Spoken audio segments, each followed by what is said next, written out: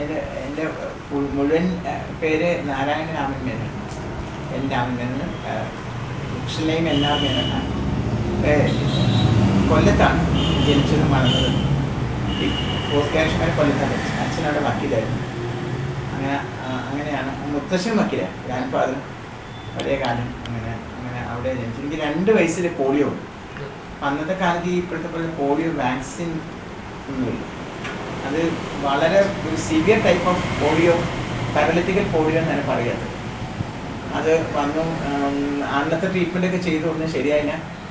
ആയുർവേദ ചികിത്സയിൽ അവർ പറഞ്ഞ പോക്കില്ലെന്ന് തന്നെയാണ്, നടക്കില്ലെന്ന് തന്നെയല്ല, ജീവൻ തന്നെ നിമിഷം അപകടപ്പെടുത്താണ്. പിന്നെ മദ്രാസിൽ കൊണ്ടു. ഇപ്പം ചെന്നൈയിൽ നിന്ന് വിളിക്കുന്ന അവിടെ നമുക്ക് അന്ന് കേരളത്തിൽ എന്തെങ്കിലും അസുഖം വന്നാൽ നല്ലൊരു ആശുപത്രി ചെന്നൈ വരെ പോകണം. യാത്രയൊക്കെ ബുദ്ധിമുട്ടായിരുന്നെങ്കിൽ അച്ഛനും അമ്മയും കൂടെ കൊണ്ടുപോയി അവിടെ ഒരു ഗവൺമെൻറ് ജനറൽ ഹോസ്പിറ്റലിൽ സർജറി നടത്തി. അമ്മ പറഞ്ഞു കേട്ടിട്ടുള്ള അറിവാ. നടന്ന് തുടങ്ങിയ സമയത്തായിരുന്നു ഇത്ര ഈ പ്രശ്നം ഉണ്ടായി. സർജറി എടുത്തിട്ട് ഒരു തായ് മുനിസ്വാമി, അത് ഫേമസ് സർജനാണ് ആ കാലത്ത്. ഒരു 60 വർഷം മുമ്പ് അദ്ദേഹം പറഞ്ഞു, ഈ കുട്ടി മിക്കവാറും നടക്കാൻ ചാൻസ് ഇല്ലൊരു, പക്ഷേ വടി കുത്തിപ്പിച്ച് നടക്കുമായിരിക്കും. അതാലോചിക്കുമ്പം പക്ഷേ ഇത് കഴിഞ്ഞിട്ട് അദ്ദേഹം പറഞ്ഞു, ഇതൊക്കെ പറഞ്ഞാലും ഞാൻ ഡോക്ടറായ എന്നെക്കാട്ടി മോളിൽ ദൈവമുണ്ട്.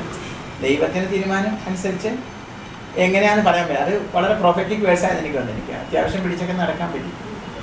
പിന്നെ ഒരു പ്രത്യേകത പറയാനുള്ള എനിക്കൊന്ന്, കേരളത്തിൽ അങ്ങനത്തെ രണ്ടാമത്തെ ഒരാളെ, അതായത് സ്കൂളിൽ പോയിട്ടേ ഇല്ലേ. സ്കൂളിൽ വിടാനുള്ള 2 കിലോമീറ്റർ ദൂരെയായിരുന്നു ഞങ്ങൾ താമസിച്ച വീട്ടിൽ നിന്ന് ഗവൺമെൻറ് സ്കൂൾ. അനിയൻ പഠിച്ചിരുന്നു. ഞങ്ങൾ 1 വയസ്സിൻ്റെ വ്യത്യാസം ഉണ്ട്. അപ്പം അവൻ്റെ ബുക്കൊക്കെ ഞാൻ പഠിക്കുമായിരുന്നു. സ്കൂളിൽ പോകാനുള്ള സൗകര്യങ്ങൾ ഉണ്ടായിരുന്നില്ല. വീട്ടിൽ കാറൊന്നുമില്ല. ഇന്നത്തെ കാലത്ത് ഓട്ടോറിക്ഷയൊന്നുമില്ല. അങ്ങനെ പഠിച്ചിട്ടേ ഇല്ല അങ്ങനെ ഒരു സ്കൂളിൽ. പക്ഷേ അനിയൻ 10ാം ക്ലാസ് ആയപ്പോൾ ഞാൻ വരുന്നവരോടൊക്കെ പറയും, ഞാൻ ഗസ്റ്റൊക്കെ ചോദിക്കല്ലോ എന്ത് ചെയ്യുന്നു. അപ്പം ഞാനും പറയും ഞാൻ 8ആയി 9ആയി 10ആയി. അപ്പോൾ ഗ്രാൻഡ് ഫാദറും കളിയാക്കി പറയാം. അങ്ങനെ കളിയാക്കാൻ പാടില്ലായിരിക്കാൻ മനഃപൂർവ്വമല്ല. ഇവൻ വെറുതെ പറയാൻ പഠിക്കുന്നൊന്നുമില്ല. ചെറിയൊരു ട്യൂഷൻ ഉണ്ട്, അവൻ്റെ അനിയൻ്റെ ബുക്ക് വെച്ച് പഠിക്കുന്നു. അങ്ങനെ ചുരുക്കി പറഞ്ഞാൽ 10th SSLC പരീക്ഷ 10th ഇയർ സ്റ്റാർട്ട് ചെയ്ത് ബ്രദർ സ്കൂളിൽ പോയി തുടങ്ങി. അപ്പം ഞാൻ വീട്ടിൽ കിടന്ന് വാശി പിടിച്ചു, ഇങ്ങനെ എനിക്കും പരീക്ഷ എഴുതണം.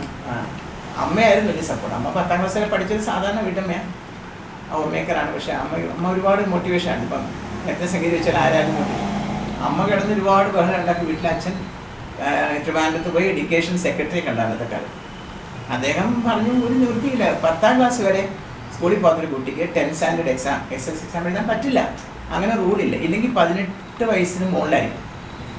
അങ്ങനെയുണ്ട്. എനിക്കന്ന് 15 വയസ്സ് പറ്റുള്ളൂ. പിന്നെ അച്ഛൻ പോയപ്പോൾ ഒരു ദിവസം അച്ഛനോടൊക്കെ സിമ്പതി ഉണ്ടാവും. അദ്ദേഹം പഴയ ഫയൽസൊക്കെ എടുത്ത് നോക്കിയപ്പം കോട്ടയം ജില്ലയിലുള്ള ഒരാൾക്ക് കേരള ഗവൺമെൻറ് ഒരു സ്പെഷ്യൽ പെർമിഷൻ കൊടുത്തിട്ടുണ്ട്. എന്തുകൊണ്ടോ ഒരു പെൺകുട്ടിയായിരുന്നു അദ്ദേഹം എന്ന് അച്ഛൻ പറഞ്ഞാൽ ഓർക്കുന്നു. അപ്പോൾ എൻ്റെ 2ാമത്തെ കേസായി. ഇപ്പം നമ്മൾ ലീഗൽ ടൈംസിൽ പ്രീസിഡൻ്റ് എന്ന് പറയും. ഒരു പ്രീസിഡൻ്റ് ഉണ്ടെങ്കിൽ വേറൊരു കേസ് അനുവദിക്കുക. അല്ല, അങ്ങനെ പരീക്ഷയ്ക്ക് 3 മാസം മുമ്പാണ് സ്പെഷ്യൽ ഓർഡർ ആയിരുന്നു Kerala government. Government boys high school കൊല്ലത്തെ പ്രിൻസിപ്പൽ ഹെഡ്മിസ്ട്രസിൻ്റെ directive let this person appear for SSLC exam as a private candidate. പഠിത്തമൊന്നും ശരിയായിരുന്നില്ല. പിന്നെ ഓടിപ്പിടിച്ച് ട്യൂഷനൊക്കെ എടുത്ത് ഞാൻ ജീവയ്ക്ക് അതിൽ സ്കൂളിൽ കയറുന്നത് 10th എഴുതാനാണ്. ഒരു പിടിയില്ല. ഇന്ന് ഓർമ്മ ഹെഡ്മിസ്ട്രസ് വന്നിട്ട് മാർജിൻ എങ്ങനെയാണ് മടക്കേണ്ടത്, എങ്ങനെയാണ് എഴുതേണ്ടത് എന്നൊക്കെ പറഞ്ഞു. എന്നിട്ട് അവർ തമാശ പറയും ചെയ്തു. ബാക്കിയുള്ളവരൊക്കെ ഇങ്ങനെ അന്തം വിട്ട് നോക്കിയിരിക്കുമ്പോൾ പറഞ്ഞു, നോക്കൂ ഈ കുട്ടിയൊരു വളരെ സ്പെഷ്യൽ പേഴ്സണാണ്, സ്കൂളിൽ ആദ്യമായിട്ട് ജീവിതത്തിൽ കയറുന്നുണ്ട്, ഇയാൾക്കൊന്നും അറിയില്ല, സബ്ജക്റ്റ് അറിയായിരിക്കും, ഫോർമാലിറ്റി പറഞ്ഞു കൊടുത്തല്ലോ, ഡോണ്ട് മിസ്റ്റേക്ക് മീ. ഞാൻ ആൻസർ പറഞ്ഞു കൊടുത്ത തമാശയൊക്കെ പറഞ്ഞു. അപ്പം പഠിച്ചു കഴിഞ്ഞ് ജോലിക്ക് പോകുന്നതിന് പകരം എനിക്ക് തോന്നി ഞാൻ ഒരുപാട് കഷ്ടപ്പെട്ടിട്ടാണ് പഠിച്ചത്. അപ്പം ഒരു ചെറിയൊരു വിദ്യാഭ്യാസം അന്ന് തുടങ്ങിയാലും. അങ്ങനെ ആക്ച്വലി 40 years മുമ്പാണ്, 1974 ഈ മാസ്റ്റർ കോച്ചിങ് ബോർഡ് ചെറിയ സ്ഥാപനം ഇപ്പോഴാണ് നടക്കുന്നുണ്ട്. കോമേഴ്സ് മാത്രം. സത്യത്തിൽ അന്ന് ഞങ്ങളെപ്പോലുള്ളവർക്ക് റിസർവേഷനൊന്നും ഇല്ല. ഇപ്പോൾ ഉണ്ട് കുറേയൊക്കെ.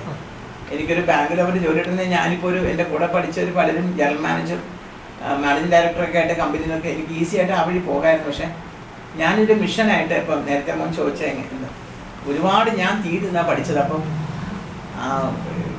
ആവശ്യമുള്ളവരെയും ഫിനാൻഷ്യലായിട്ട് ബുദ്ധിമുട്ടൊക്കെ പഠിപ്പിക്കാൻ അങ്ങനെയാണ് തുടങ്ങിയത്. ഒരു ചെറിയ രീതിയിൽ ഞങ്ങൾ വളരെ ചെറിയ രീതിയിൽ എപ്പോഴും ഒരു ബാച്ച് എടുക്കുള്ളൂ. Pre degree first year second year, പണ്ട് pre degree, BCom first second third, MCom first second. ഇപ്പം ഞാൻ ഇനിയിപ്പം 7 ക്ലാസ്സേ ഉള്ളൂ. ഒരു 25-30 പേര് ഇപ്പോഴത്തെ സ്റ്റൈൽ എഡ്യൂക്കേഷൻ ഇപ്പം അങ്ങനെയാണ് സ്കൂളിലൊക്കെ കുറച്ചൊക്കെ എടുക്കുള്ളൂ. മിനിമം ഫീസേ ഉള്ളൂ. ഫീസ് എല്ലാം നിർത്തിയിട്ട് മാസം അറ്റ്ലീസ്റ്റ് 5 ഗ്രൂപ്പ് എറണാകുളത്ത്, ഡീറ്റെയിൽസ് ഞാൻ പറയുന്നത് ശരിയല്ല, 5 എറണാകുളം ജില്ലയിൽ 5 സ്ഥലങ്ങളിൽ നമ്മുടെ പൂർവ്വ വിദ്യാർത്ഥികളുടെ ബ്ലഡ് ഡോണർ എന്താ പറയുക ഗ്രൂപ്പ് സംഘടിപ്പിച്ചിട്ടുണ്ട്. അതിൻ്റെയൊക്കെ ഇൻസ്പിറേഷൻ ഇവിടെ നിന്നാണ് അവർ പറയുന്നത്. Indian medical association, IMA blood ബാങ്കായിട്ട് സഹകരിച്ച് അങ്ങനെ ആരും ചെയ്യാത്ത രീതിയിലൊക്കെ പഠിപ്പിക്കൽ മാത്രമല്ല, ചെറിയൊരു മാസിക ഇറക്കിയിരുന്നു. എപ്പോഴും ഒരു പ്രശ്നം സാമ്പത്തികം തന്നെ, ഫിനാൻഷ്യൽ ഹസാർഡ്സ് എപ്പോഴും ഉണ്ടായിരുന്നു. കാരണം ഇത് തള്ളിക്കൊണ്ട് പോകണ്ടേ, ശമ്പളം കൊടുക്കണം. പക്ഷേ ഒരു സ്വസ്ഥമായൊരു ഇതായിരുന്നു. അങ്ങനെ കുറേ കൊല്ലങ്ങൾ. പിന്നെ സർവീസിനെ പറ്റി ഒരു വാക്ക് പറയാം, ഇത്രയേ ഉള്ളൂ. ഈ വോളണ്ടറി ബ്ലഡ് ഡൊണേഷൻ എനിക്ക് 2 പ്രാവശ്യം ഗവൺമെൻറ് അവാർഡ് കിട്ടിയിട്ടുണ്ട്. ഒന്ന് മുഖ്യമന്ത്രി ആയിരുന്ന K. കരുണാകരൻ സാറിനായിരുന്നു. പിന്നെ LDF ഭരിക്കുന്ന കാലത്ത് ആഭ്യന്തരമന്ത്രി ആയിരുന്ന TK രാമകൃഷ്ണൻ സാറിനായിരുന്നു. ഒരെണ്ണത്തിന് ഫോട്ടോ ഉണ്ട്. മറ്റേത് ഇവിടെ ബ്ലഡ് ഡോണർ ക്യാമ്പ് എല്ലാ വർഷവും നടക്കും. ആദ്യം ഞാനാണ് ബ്ലഡ് കൊടുക്കുന്നത്, അങ്ങനെ ഉൾക്കാണ്. ഞാൻ കൊടുക്കുന്നതാണ്. മേനോൻ സാറ് കൊടുത്തില്ലേ, പിന്നെ നമ്മൾ കൊടുത്താലെന്താ. 75% എൻ്റെ ഓർത്തോപെഡിക് ഡിസബിലിറ്റി. അപ്പോൾ ഇത്രയും ഡിസബിലിറ്റി ഉള്ളവരുടെ സ്കോളർഷിപ്പിൽ വത്തിക്കാൻ ഇങ്ങനെ ഇടയ്ക്ക് സ്കോളർഷിപ്പ് കൊടുക്കും. വളരെ സൂക്ഷിച്ച് ആലോചിച്ച് അവിടെ ഒരു സെർട്ടൻ പീരീഡ് താമസിച്ച് നമുക്ക് കൗൺസിലിംഗ് പഠിക്കാം. എന്താ പറയുക, അവിടെ തന്നെ റോമിൻ്റെ ഹൃദയഭാഗത്ത് തന്നെ സെൻറ്റ് തോമസ് യൂണിവേഴ്സിറ്റി ആഞ്ചലിക് എന്ന് പറയും. അങ്ങനെ ഇന്ത്യയിൽ നിന്ന് പോയ 2 പേരിൽ ഒരാളാവും എനിക്ക് ഭാഗ്യം കിട്ടി. എനിക്കൊന്ന് വീൽ ചെയർ ഒരു കുറേ നാളെ ഞാൻ പിടിച്ച കാണുന്നതിന് വീൽ ചെയർ ഉപയോഗിക്കേണ്ടി വന്നു. ക്രച്ചസ് വെച്ചാണ്. ഇപ്പോൾ കുറച്ചൊക്കെ മോശം. ഇപ്പോൾ വീൽ ചെയറിലാണ് ഞാൻ ഇരിക്കുന്നത്. ഇന്ത്യയിൽ നിന്ന് എൻ്റെ പ്രൊഫസർ പറയുമായിരുന്നു, ഡൊമിനിക്കൻ പ്രീസ്റ്റ്, അദ്ദേഹത്തിൻ്റെ പേര് പെട്ടെന്ന് കിട്ടിയില്ല, ചെറിയ കോഴ്സായിരുന്നു 6 മാസം. അദ്ദേഹം പറയും, നിങ്ങൾ you are the first Indian, you are not the first Indian to study here, but you are the first Hindu Indian who is orthopedically handicapped. You are the first person. As such, you are the first person. In that category, you are the first person to ever have come here and studied. അതിലെനിക്ക് mark വാങ്ങിച്ച് പോകാൻ പറ്റി. അപ്പോൾ അത് ആ qualification മതി counselling ചെയ്യാൻ. അപ്പോൾ അങ്ങനെ നമ്മൾ ചെയ്യുന്നുണ്ട്. പക്ഷേ ഇങ്ങനെ ഒരു ദയ കൊണ്ട് കിട്ടിയ ഒരു ദൈവ കാരുണ്യം കിട്ടിയ, കമ്പാഷൻ കൊണ്ട് കിട്ടിയാണ്ട് 1 രൂപ പോലും സത്യമായിട്ടും ഫീസ് നമ്മൾ കൊച്ചു സേവനങ്ങൾ, പബ്ലിക് ഫണ്ടൊന്നും കളക്ഷൻ ഇല്ലാതെ അരി മരുന്നൊക്കെ അങ്ങനെ ഒരു ടീം വർക്ക് ഉണ്ട്. അതിൽ ഞാൻ മാത്രമാണ് കുറച്ച് എൽഡർലി ആയിട്ടുള്ള, കുറേ എൽഡർലി ആയിട്ട്, ബാക്കി എല്ലാം ചെറുപ്പക്കാരാണ്. ക്വൈറ്റായിട്ട് അതാണ് ഈ സായി സമന്വയം. മിക്കവാറും അടുത്തുള്ളവരൊക്കെ മാസ്റ്റർ കോച്ചിങ് ബോർഡിൽ ഓൾഡ് സ്റ്റുഡൻസ് ആണ്. അപ്പോൾ ഇതാണ് ഇപ്പോഴത്തെ ഒരു പ്രവർത്തന രീതി. പിന്നെ കുറച്ച് രാജ്യം വിദേശത്ത് പോയിട്ടുണ്ട്. ഓക്സ്ഫോർഡിൽ ഒരു സെമിനാറിൽ പങ്കെടുക്കാൻ പോയിട്ടുണ്ട്. സ്പെയിനിൽ 2003 ഇപ്പോൾ 12 വർഷം.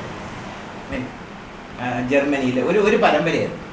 അപ്പോൾ ഹിന്ദു മതത്തിനെ പ്രതിനിധീകരിച്ച് എന്താണെന്ന് എനിക്ക് അറിഞ്ഞൂടെ. എന്നെ സെലക്ട് ഓക്സ്ഫോർഡ്, പിന്നെ ജർമ്മനി, അങ്ങനെ സ്പെയിനിലായിരുന്നു ഒരു കോൺഫറൻസ്. എല്ലായിടത്തും ഒരു 10-15 മിനിറ്റ് സംസാരിക്കാം, 3 ദിവസം താമസിക്കാം. സ്വാമി വിവേകാനന്ദൻ്റെ ചിക്കാഗോ പ്രസംഗം ഓർമ്മയുണ്ട്, 1893. അതിന് 100ാമത്തെ ആനിവേഴ്സറിയായിട്ട് ബന്ധപ്പെട്ടൊരു വേൾഡ് പാർലമെൻറ്റ് ഓഫ് റിലിജൻസ് ആണ്. അപ്പം അതിന് പുറയിലുള്ള ഒരു ചെറിയൊരു മീറ്റിംഗ് ആയിരുന്നു. ഓക്സ്ഫോർഡിലും ജർമ്മനിയിൽ ബോണിലായിരുന്നു എൻ്റെ ഓർമ്മ. സ്പെയിനിൽ മെൻഡ്രേസ് ആണ് സ്ഥലം. അങ്ങനെ വാഷിങ്ടണിൽ ഒരിക്കൽ പോകാൻ chance. World conference on peace എന്ന് പറഞ്ഞ് ഇന്ത്യയിൽ നിന്ന് പോയ ഒരു 8 പേരെ പറ്റുമായിരുന്നു ഡെലിഗേറ്റ്. കേരളത്തിൽ നിന്ന് പോയ 2 പേര്, ഒന്ന് ഞാനും. മുംബൈയിലെ ഒരു കോളേജ്, അത് സ്വരാഷ്ട്രീയ കോളേജ്, ഒരു മൈനോറിറ്റി കമ്മ്യൂണിറ്റിയാണ്. അവിടെ ഡോക്ടർ മെഹർ മാസ്റ്റർ മൂസ് വളരെ പഴയ സുഹൃത്താണ്. അവർ ഒരിക്കലും ഒരു എന്ന് പറഞ്ഞ് വിളിച്ചിട്ട് എനിക്ക് മാത്രം എൻ്റെ കുറേ സ്റ്റുഡൻസിന് അവർ കൊടുക്കുന്നത് അവാർഡ് ഓഫ് അപ്രീസിയേഷൻ. അവർ എനിക്കൊന്ന് ലോകത്തിലെ ഏക സ്വരാഷ്ട്രീയ കോളേജാണ്. പിന്നെ ഹയർ എഡ്യൂക്കേഷൻ ഫെസ്റ്റാണ്. കമ്മ്യൂണൽ ഹാർമണി അവാർഡ് എന്ന് പറഞ്ഞ ജസ്റ്റിസ് കൃഷ്ണയ്യർ ഒക്കെ ഉണ്ടായിരുന്ന കമ്മിറ്റിയാണ്. പ്രൊഫസർ മാത്യു, ഡോക്ടർ ഇനി പൈലേക്ക്. പിന്നെ ത്രിപുരയിൽ പോകാനുള്ള ഭാഗ്യം കിട്ടുന്നത്. ത്രിപുര നോർത്ത് ഈസ്റ്റിലെ ഒരു പ്രോഗ്രാമിന് അതിൻ്റെ ഒരു സർട്ടിഫിക്കറ്റ്. ഇതിപ്പോൾ Asian convention on world peace മാനിലയിൽ നടന്നു. ഫിലിപ്പൈൻസിൽ MG യൂണിവേഴ്സിറ്റി വൈസ് ചാൻസലർ എന്ന ഡോക്ടർ ആചാര്യപിള്ള സാർ ഞാനുമായിരുന്നു ഇന്ത്യ റെപ്രസെൻ്റ് ചെയ്തതിൽ പങ്കെടുത്തിരുന്നത്. അങ്ങനെ കുറച്ച്. പിന്നെ അംബാസഡർ ഫോർ പീസ് ഡൽഹിയിൽ നിന്ന് കിട്ടിയൊരു IIFWP എന്ന് പറഞ്ഞൊരു ഇൻ്റർനാഷണൽ ഓർഗനൈസേഷൻ്റെ ഒരു കുറേ പേർക്ക് കൊടുത്തിരുന്നു. കേരളത്തിൽ നിന്ന് സെലക്ട് ചെയ്ത 4 പേര് അതിലോട്ടാണ് ഞാനായിരുന്നു.